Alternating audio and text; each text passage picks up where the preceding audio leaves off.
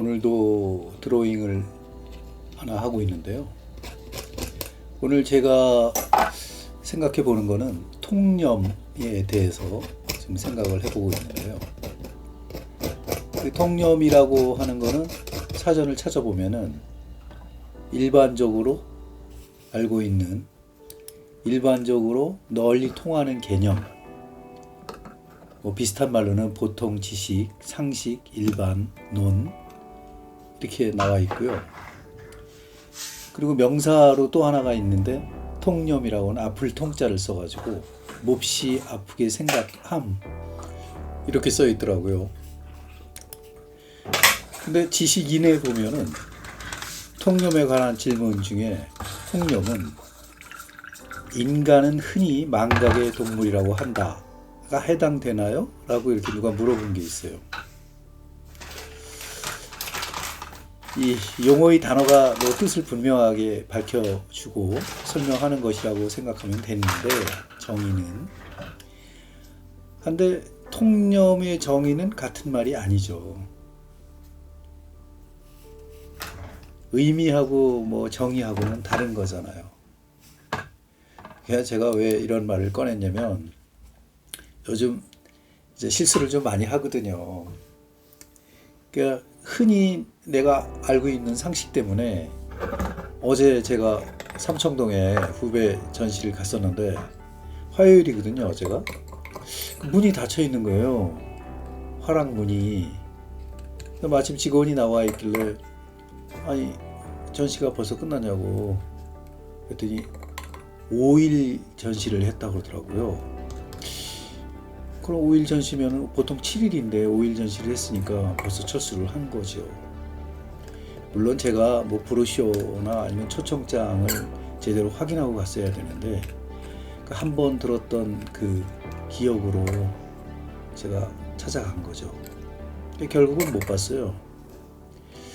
내가 그러면서 이제 돌아오면서 좀 섭섭한 마음에 생각을 좀 해봤죠. 물론 나의 실수긴 한데, 일반적으로 우리가 생각하는 그게 얼마나 잘못된 건가에 대해서 생각을 해보는 거죠. 뭐 작가나 화랑은 뭐 마음대로죠. 정하는 거에 따라 가지고 전시를 하는 거니까.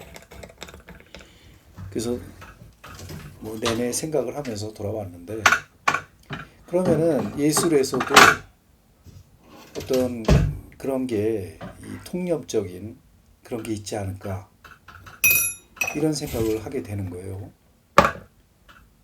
이제 가령 지금 드로잉을 하고 있잖아요. 근데 드로잉이 사실상 이게 사회적인 통념으로는, 일반적인 의미, 정의가 아니라 의미로는 이게 약간 대접을 못 받고 있는 게 사실이잖아요. 아마 일반적인 어떤 상식으로는 드로잉은 그냥 깨작깨작 본 그림을 위한 준비, 뭐 이렇게 생각하는 분들이 대부분일 수도 있어요. 그러니까 워밍업이죠, 일종의. 뭐 그런 식으로 생각을 한다고. 하지만 드로잉을 하시는 분들은 아시겠지만 드로잉이 그런 게 아니거든요, 사실은. 그럼 이런 식으로 하는 것도 드로잉이고, 뭐 우리가 에스키스라고 하죠. 그러니까 흔히 진짜 막 가볍게 그리는 미리 전 단계의 어떤 그림들, 뭐 그런 거 같은 말일까? 물론 이제 뭐 영어로 에스키스니까 이 불어인가 영어인가 뭐 잘 모르겠지만은, 이 하여튼 우리가 흔히 알고 있는 용어 뭐 이런 데에 대해서 자꾸 민감해지는 거예요. 그러면서 한편으로는 내가 화가긴 화가인데 그 화가의 범주 안에서도 약간 그 멸시당하고 있는 게 있을까? 뭐 그런 거는 뭐 예전에 우리가 한번 강의할 때 그 사전 찾아보면서 그런 얘기를 했었지만은, 그 전체적인 거에서도 그 나뉘는 게 아닐까, 당연한 그런 생각을 하게 되는 거예요. 가령 인기가 없는 비인기 작가들은 이게 저 예술가라고 생각할까요? 뭐 그런 거에 대해 생각을 해보는 거죠. 그래서 우리가 어제도 얘기했지만 백남준 선생이 그 드로잉이나 뭐 이런 거 뭐 살아계시면 제가 물어보고 싶죠. 만나면은 드로잉이나 이런 것도 예술이라고 할 수 있겠습니까? 그런 것도 신문에 날 수 있겠고 그 다음에 유명해질 수 있을까요? 뭐 이런 질문을 하고 싶어지는 거예요. 왜냐면 백남준 선생이 그랬거든요.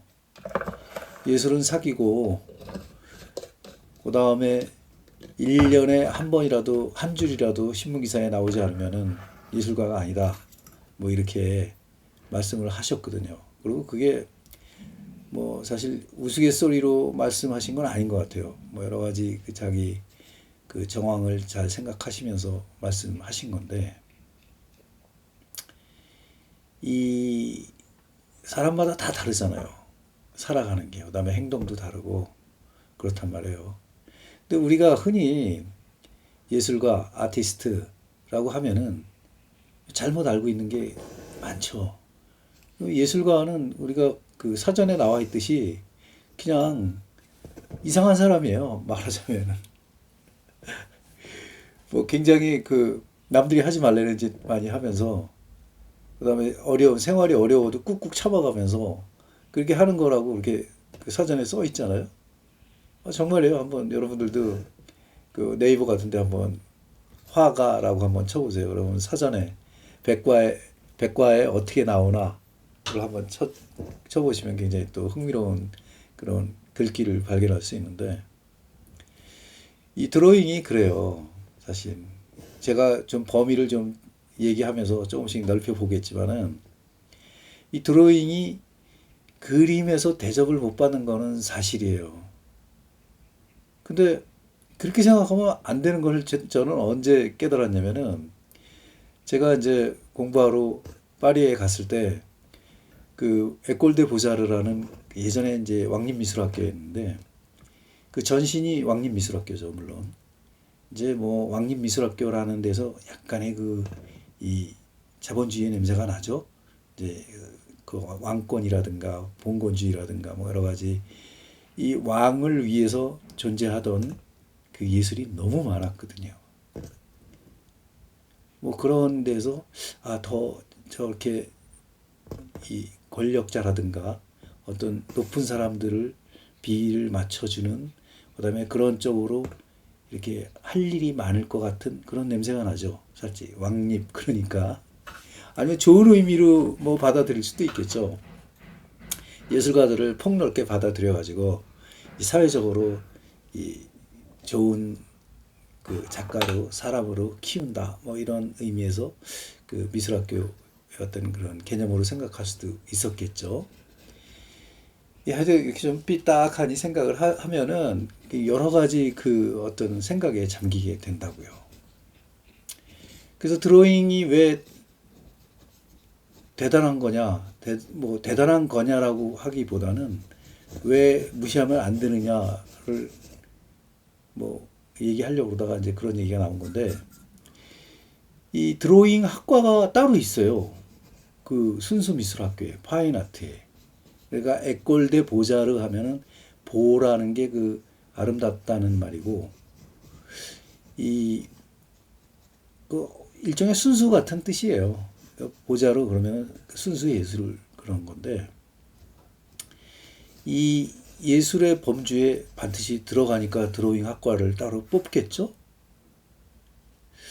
근데 우리나라에서는 드로잉 학과가 있나요? 없는 걸로 알고 있어요, 저는. 그냥 회화학과, 디자인과 이렇게 나눠 있거든요. 그림에서는. 조속과 이렇게 나눠 있죠. 그냥 미술대학에서는. 이 보면은 이렇게 약간 무시당한 느낌이 나죠. 확실히 우리나라에서는 드로잉 하면은.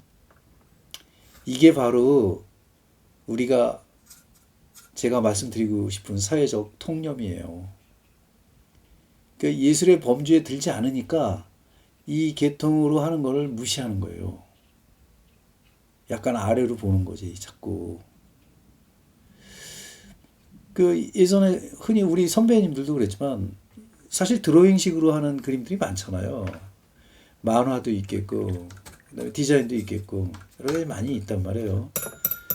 이 간결하고 뉘앙스 있고, 그다음에 이 값싼 어떤 재료로 해가지고 이렇게 표현하는 그런 세계가 있단 말이에요, 또. 근데 왜 그 순수 회화, 파인아트에선 대접을 못 받을까요? 이런 문제 생각을 한번 해봐야 되는 거죠. 하지만 요즘 어때요? 만화가들이 뭐 엄청나게 그 대접을 받는 시절이잖아요. 사실은. 뭐 물론 이런 그 영향이 그 미국의 팝아트가 이제 1930년대에 유행을 하면서 뭐 앤디 워홀이라든가 바스키아, 낙서와 뭐 이런 거를 통해 가지고 약간 자연스러워진 거는 사실이잖아요. 그조차도 그렇게 따지고 알고 봐야 대접을 받는 거죠. 사실 알고 보면은. 그래서 제가 오늘 이 드로잉 작업을 이렇게 저는 이 드로잉을 굉장히 좋아하거든요.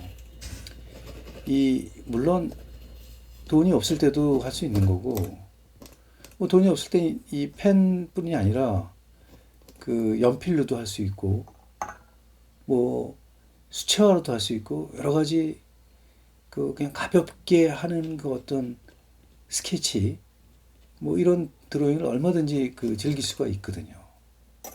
물론 그 안에 그 아까 처음에 얘기했던 에스키스라든가 밑그림이라든가 이런 거가 될 수도 있어요. 하지만 이거를 정성껏 해가지고 어떻게 이거를 좀 이 완성도 있게 표현할 수는 없을까라는 생각을 늘 하거든요. 그래서 이제 제가 이제 이런 드로잉의 매력에 이제 자꾸 빠지게 되는 거죠. 이 처음에는 이제 제가 싹공일기 할 때 이 빨리 끝낼 수 있는 것 중에 하나가 또 이 드로잉이에요. 근데 그게 약간의 그 제가 착오적인 생각이라는 거를 알게 되는 거죠. 왜냐면 이 드로잉은 그야말로 이 예술가들, 특히 화가들이 가장 그 창의력을 위한 그 수단으로서 가장 그 가깝고 좋은 거거든요. 그 뭐 그 본 그림을 그리기 전에 이렇게 뭔가 해보는 거는 그런 의미로도 말할 수가 있긴 있어요. 하지만 이거를 계속해서 하다 보면은 이 나름대로의 매력이 엄청 많다는 걸 깨닫게 되거든요. 물론 이제 학교에서 이 데센과 드로잉과 뭐 이런 거를 하는 거는 사실은 바람직해요. 하지만 그거를 몇 년 동안 뭐 5년간 가르친다? 6년간 가르친다?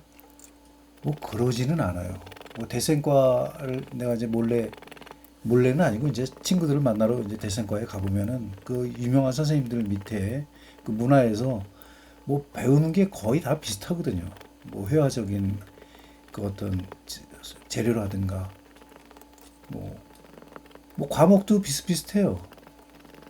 근데 왜 대생과로 나눠놨을까 이런 걸 생각하면은 글쎄 그것도 깊게 생각하면은 잘 모르겠어요. 왜 그랬는지는.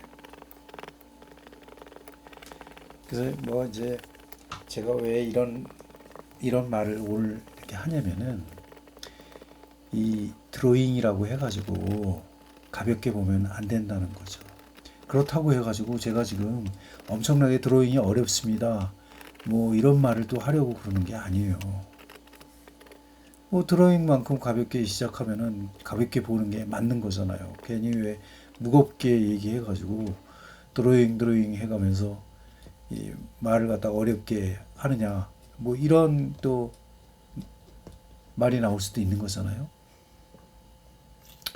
그래서 제가 오늘 이제 이 통념에 대해서 얘기하다가 드로잉하고 좀 같이 묶어서 얘기하면 어떨까 이런 생각을 하는 거예요. 지금 제가 하고 있는 이 드로잉은 이 펜촉을 이용해 가지고 날카로운 선을 내고 그 다음에 그 수채화의 작은 세필을 가지고 또 약간의 세필이니까 가는 선만 나온다고 생각하면 안 되는 거거든요. 또 그만큼 물을 흡수하는 그 면적이 작기 때문에 지금 이 제가 벽에다가 세워놓고 드로잉을 하고 있잖아요. 그러니까 이거 바닥에다 하면은 흐르는 게 좀 약간 좀 이렇게 좀 다루기가 쉽겠죠. 하지만 또 세워서 놓으면은 밑으로 흐르는 그 중력 때문에 그 막 번지거든요, 밑으로. 그런 걸 방지하려면은 또 작은 세피를 물기를 좀 많이 안 먹인 상태에서 하는 게 훨씬 또 유리하죠. 그런 식으로 지금 이 해나가고 있는 거거든요. 그 드로잉 같은 거는 여러분들이 저는 많이 하셨으면 좋겠다라는 생각을 가지고 있어요. 진짜 이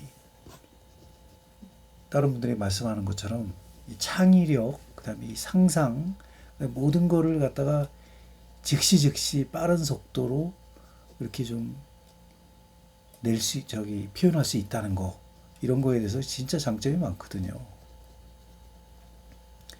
그리고 세밀화도 이 사실은 이런 뭐 날카로운 선만 가지고도 그 세밀화도 할 수 있고 그렇거든요. 이 그림이라는 게 자꾸 가령 우리나라 미술대학에 이렇게 아이들이 입학을 하잖아요. 그러면 이제 그때부터는 이게 안 하는 거야, 드로잉을. 데생을 안 한다고. 아, 나 그거 그냥 고등학교 3년 내내 그냥 학원 다니면서 지겹도록 했으니까 이제는 안 할래요. 이렇게 된다고. 미술대학 입학시험 볼 때 데생을 보잖아요. 그거 얼마나 지겹겠어요. 사실 그 통념을 깨는데 그 미리 그 각인돼 있던 그 버릇, 세뇌돼 있던 그런 거를 깨는데 오래 걸렸어요, 저도. 우리가 그 미술학원 같은 데 가면은 흔히 배울 수 있는 데생이 사실 암기식이 꽤 있거든. 선은 이렇게 써라. 선은 이렇게 사선으로 쓸 때 빛과 같은 방향으로 움직여라. 크로스 되면은 거슬린다. 뭐 여러 가지 이렇게 잔소리를 많이 듣거든요. 곰으로 지울 때는 지우개를 이렇게 써라. 또 하이라이트는 이렇게 해서 기승전결을 잡아가면서 해라. 그다음에 연필선의 흐름은 이런 식으로 어떤 중간면을 잘 리드하면서 콧대라든가 눈이라든가 입술이라든가 이런 거 그 외곽선을 표현할 때 그런 식으로 해라. 또 머리카락 덩어리로 봐라. 뭐 여러 가지 그 암기식 그게 있다고. 주입식이. 그게 반드시 나쁘다라는 말이 아니에요. 너무나 오랫동안 그거를 각인시키다 보면은 나의 몸에 그게 배어 들어가 가지고 그게 장점이었다가 나중에 독이 된다고. 거기서 벗어나는 데는 너무 어려웠어요. 이 자유분방한 어떤 필선이라든가 그런 걸 낼 수 있는 데에서 굉장히 제약을 오히려 받았다고요. 그렇게 배운 것 때문에. 그렇게 배웠는데 뭐 선생님이 무슨 죄가 있겠어요. 선생님들은 죄 없어요. 그게 어떤 사회적인 통념이었으니까 그렇게 해야 되는 건 줄 알고 또 지금도 여전히 그렇게 되고 있죠. 이 천편일률적으로 비슷하다는 거, 그 비슷하다는 거는 보편적인 거잖아요. 그러니까 이 입시 미술이라든가 아니면 입시가 끝나고 지금 이제 이 유튜브를 보고 계신 일반인 그런 선생님들께서는 사실 어떻게 보면은 보편적인 거를 자꾸 배우고 계신지도 몰라요. 그러니까 그거를 탈피를 해야 된다고. 그거를 다시 생각을 해봐야 된다고. 요즘 간혹가다 기사를 보면은 진짜 신문 기사를 보면 백남준 선생님이 말씀하셨던 그 신문 기사 같은 걸 보면은 이 펜촉만 가지고도 성공하시는 분들이 있다고 거기 이렇게 써 있더라고. 그런 분들이 있어요, 진짜로. 펜만 가지고도. 그게 성공이냐 아니냐 이렇게 딴지 걸기 전에 이렇게 좀 의미를 좋게 하고 보자면은 그래, 그럴 수 있어. 충분히 그럴 수 있는 거야. 예술로서 대접을 받을 수 있는 거야. 우리가 무시당해 왔던 그런 펜화라든가 연필화라든가 이런 게 아, 저렇게 좋게 표현이 되는구나. 바로 그거예요. 요즘은 그래서 그 화가를 더 쪼개서 얘기를 할 때 저는 연필 화가예요. 저는 펜촉 화가예요. 이렇게 말을 할 수도 있는 시대가 온 거죠. 사실은 알고 보면. 뭐 이런 그 얘기에는 가장 큰 공헌을 한 그 장르는 팝아트죠. 우리가 흔한 거에서 약간 뉘앙스를 가지면서 표현하기 시작한 어떤 그 팝적인 요소의 어떤 그 앤디 워홀이라든가 바스키아 뭐 또 다른 것도 다 비슷하게 엮자면은 엮을 수가 있죠. 사실은 그런 데에서 약간 이제 좀 약간 생각을 해봐야 되는 거 아닌가 이런 거를 주제로 오늘 말씀드리고 있습니다. 그러니까 여러분들이 소재를 이렇게 찾아 헤매는데 그 또 특히 재료에 대해서 관심이 많다는 거는 일반인들이 무엇을 좋아할까라는 거에 염두에 두지 마시고 그게 일종의 유행이거든요. 유화 뭐 아니면은 뭐 이 그러니까 지금 이 시대에 좀 이렇게 좀 잘 나가는 분들이라고 생각하면은 유명한 작가를 만약에 떠올리게 되면은 거기다 고급 재료를 갖다가 먼저 떠올리게 된다고. 우리나라가 특히 그래요. 유화는 좀 비싸고 수채화는 좀 싸고 뭐 이런 식의 어떤 생각을 많이 가지고 있다고. 그래서 미술대학 가면은 주구장창 4년 내에 유화 물감하고 아크릴 물감 가지고 씨름하다가 드로잉은 저만치 까마득하게 버려놨다가 이렇게 나중에 그냥 졸업하고 이러는 경우가 대부분이죠. 근데 이제 거기서 벗어나야 돼요. 일단 재료의 다양성에 대해서 알아야 되고 그 다양한 재료가 자기한테 딱 부러지게 맞는 게 뭐가 있을까 이것도 굉장히 중요하잖아요. 굳이 유화가 좋아요를 갖다 냉철하게 속으로 생각해서 보게 되면은 거기에 답이 있어요. 그 냄새가 나는데도 그냥 굳이 나는 유화가 좋아 이럴 필요가 없어요. 근데 또 반대로 나는 페나가 좋아, 뭐 아크리카가 좋아, 아크릴 좋아 그렇게 나눌 필요가 없다는 거죠. 그러니까 자기가 자기 몸에 맞고 자기의 컨디션에 맞는 자기가 좋아하는 스타일의 재료를 반드시 찾아내시길 바라는 거예요. 창의력에 있어 가지고는 이 재료가 주는 맛은 스스로 개발을 해야 된다고. 스스로 표현하는 방법도 연습을 물론 해야 되겠지만 그 일각에 흔히들 사람은 그냥 던져주면 그거 가지고 다 할 수 있어. 뭘 배우긴 뭘 배워. 안 배워도 돼. 웬만큼 하다 보면 다 돼. 뭐 이런 식으로 이렇게 가르치시는 분들도 있어요. 제가 자꾸 요새 좀 버릇된 말 중에 하나가 자꾸 가르친다고 그러는데 그거는 이제 방향성인데 가르친다고 해야 되겠죠. 아, 이 한국말 참 어렵습니다. 저도 모르게 뭐 말을 많이 하지 않고 살아왔던 세대이기 때문에 세대라기보단 그런 직업이었기 때문에 제가 요새 이제 이런 말을 하다 보면은 자꾸 이제 그런 거에 대해서 생각하게 되거든요. 시간이 12시가 이제 넘어가네요. 1시 가까이 되네요.